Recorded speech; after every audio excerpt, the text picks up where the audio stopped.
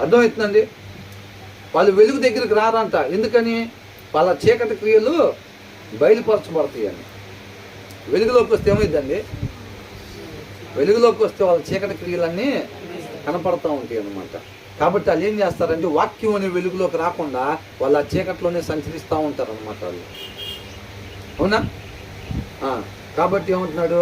అందుకనే మాకు ఏ ప్రాబ్లం రాకుండా దేవా తోడు, మాకు ఏ ప్రాబ్లం రాకుండా ప్రార్థన చేయబాకండి. ఆయన ప్రేమించేవాడు. అవసరమైతే మనకు రావాలి. శ్రమల నుంచి యేసుక్రీస్తు వారు విధేయతను నేర్చుకున్నాడంట.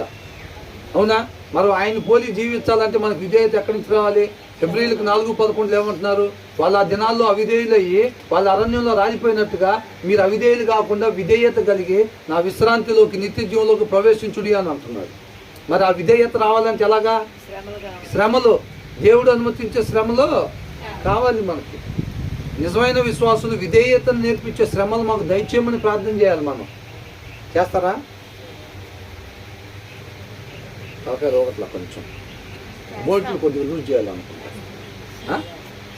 ఇప్పుడు గేట్లు సరిగ్గా ఓపెన్ కావట్లేదు అనుకో, స్టక్ అయిపోయి టైట్ కింద ఏం చేస్తారు?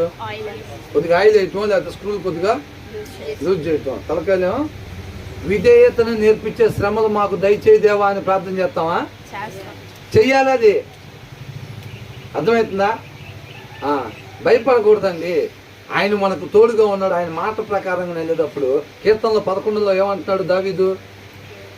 పక్షిరాజులాగా రెక్కలు కట్టుకొని నువ్వు పారిపోమని దావీదుని అంటే ఏమంటున్నాడు?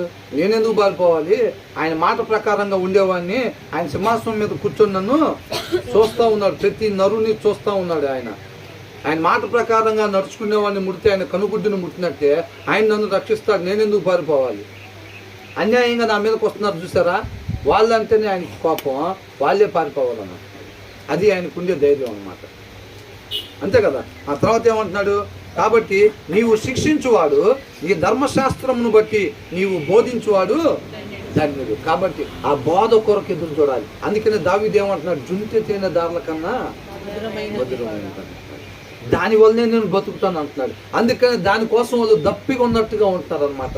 రాత్రి జాములో పగలటి జాములో కూడా వాళ్ళు ఆయన ఒక వాక్కు కొరకు దప్పిగా ఉన్న వారిలాగా ఉంటున్నారు అన్న. మనం కూడా వాక్యం కొరకు అలాగ ఉండాలి. ప్రతి దినం వాక్యం చదవకపోతే మనకి నెమ్మది ఉండకూడదు.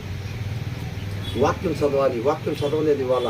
దేవునితో సహవాసం సమయాన్ని గడపలేదు. అక్కడ గడపకపోతే మనకి బలం రాదు. ఈ లోకాన్ని జయించే బలం మనకి రాదు.